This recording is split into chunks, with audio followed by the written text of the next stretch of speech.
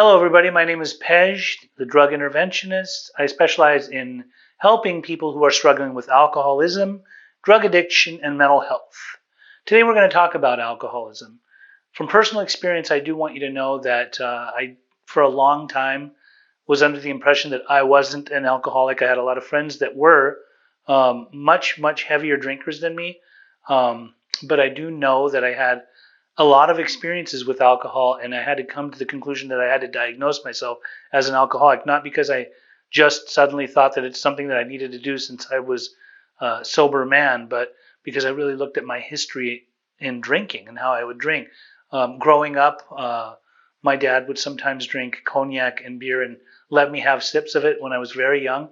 But I do remember that when I was 12 years old, I went to a wedding, a Persian wedding. I'm Persian. And people seemed to be having a lot of fun there that night. They were all drinking, they were mingling, they were dancing. And I remember seeing that they had not finished their alcohol. There was like half drank glasses, three quarters cup drank glasses. And so I went around the tables, and I was young. I was 12 years old. And I remember taking a little whiff off of it, and then kind of sticking my finger in there and taking a taste off of it, and then taking a sip off of it. And then I graciously just helped them finish all their alcohol. And I remember when the alcohol went down into my belly, it warmed my belly, and I suddenly was looser. I was ready to dance. I was the life of the party. I became bodily and mentally different than my fellows. And so I was on that dance floor, and I was pop locking and break dancing and doing moves that I didn't even know I knew how to do. And I was having a good time with it. Really, I really was. But I drank so much that night that by the end of the night, when the wedding was over and we were on our way home, and I was slurring my words in the back seat of the car, I remember I went to my bedroom, and I got into my bed, and I blacked out that night, and I wet the bed, and I puked the bed, and I woke up again the next morning, and I thought, I got to do that over and over again because I finally felt comfortable in my skin. And so I chased the drink for a long time. And I do remember, in my adolescence, we had moved to California, and I would seek people out that were of age and they could buy alcohol for us. And usually when we were going to high school parties on the weekends, alcohol was everywhere. I mean, we would steal it from people's parents' liquor cabinets. We would find somebody that's going into a liquor store that was of age and ask them to buy us booze. We would drink everything from beer to hard liquor to, specialty liquors, peppermint schnapps, JD, anything that could get us nice and, take a few pulls off of that, you get nice and buzzed before you go to the party. The only problem is by the time we would get to the party and there was the backyard boogie and everybody was lined up at the kegger, I was already nice and sauced. You know what I mean? So I'd get there and I'd get that liquid courage. It's when the alcohol would get into my system, I felt like I was taller, more handsome, and I could talk to people, and I could talk to women, and kind of just like not be shy and get together with women that were way out of my league. It seemed like I thought that I could just I was able to have a silver tongue, if you will, and captivate certain people. At least that's what I thought. Also, would make me somewhat violent. Like if I got enough in me and I had enough of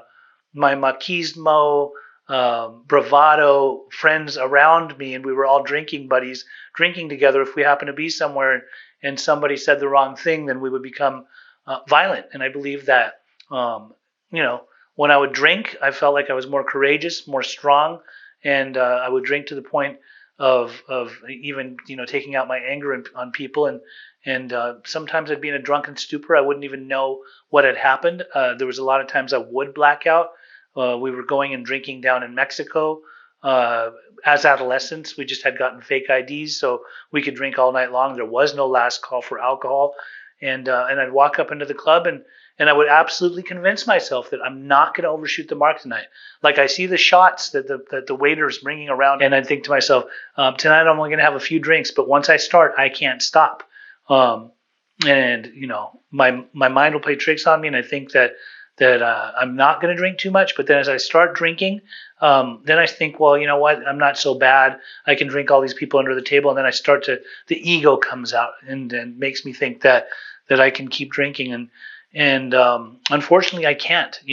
A lot of things would happen during those times where I would experience blackouts. I would sometimes have these strange mental blank spots to the point where I didn't even remember like what had happened the night before.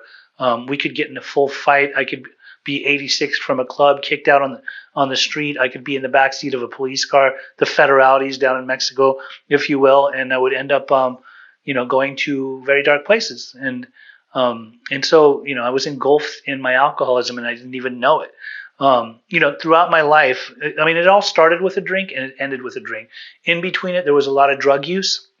And what I had learned in, my late teens and early adulthood was that if I mixed certain types of stimulants like cocaine or meth with my drinking, then um, I could really get the true effect from alcohol to the point where like I wouldn't get trash drunk because the stimulants had me going and going and going, but more so like I could actually like party all night long and just go, until the wee hours of the morning because I was on these stimulants and doing alcohol in the mix. So for a long time, I loved the effect that was produced by alcohol. And I love the effect that was produced by other drugs too. But when I say that it started with a drink and it ended with a drink, is that I went in other directions in my life and started doing a lot of heavy drugs. I'm not going to lie, booze were always on the table. They were always readily available. It was essential to have booze in the house. When I was of age, we would always make sure to keep lots of different types of liquor in the freezer, like Absolute vodka or Belvedere or certain, types of liquor. And I love drinking mixed drinks for a long time. We were clubbers. We liked to go to the club. That was a very common occurrence. We'd like to go to barbecues. It just seemed like anywhere that we went, as the festivities weren't complete. They weren't whole unless alcohol was being served. I drank beer for a long time. Beer was always something that we all enjoyed doing, especially on hot summer days. I never liked warm beer, but who does, right? And I experienced a lot of hangovers. And by the time I was in my mid 30s, that was where pretty much my alcoholism was getting the best of me. I was starting to have some health issues.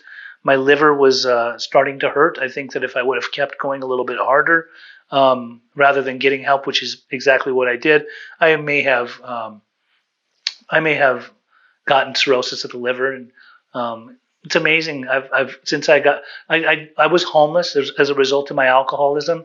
Um, it's interesting. I grew up in Costa Mesa, California, and I used to see this town drunk staggering up and down Harbor Boulevard.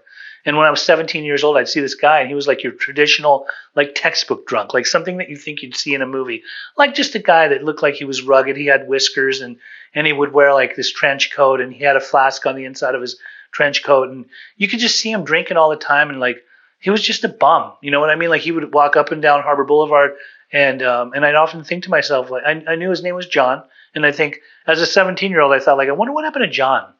Like why is John homeless?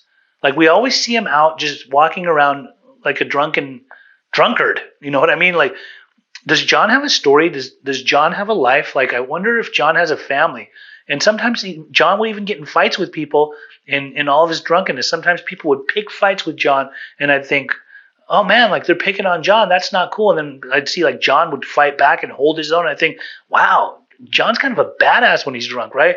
And by the time I was 35 years old, I didn't have to wonder what John's story was about. I was a homeless man on Harbor Boulevard, and I had nothing going for me anymore. And it was as a direct result of my alcoholism and my addiction. But I was drinking in the end. I had stopped doing heavy drugs. I tried to go dry out on somebody's couch and doing detox. But during that 9-day period of not doing heavy drugs, I drank. I was still drinking. I was drinking Captain Morgan's and Coke, and that was like, for me, it was one of my favorite drinks towards the end.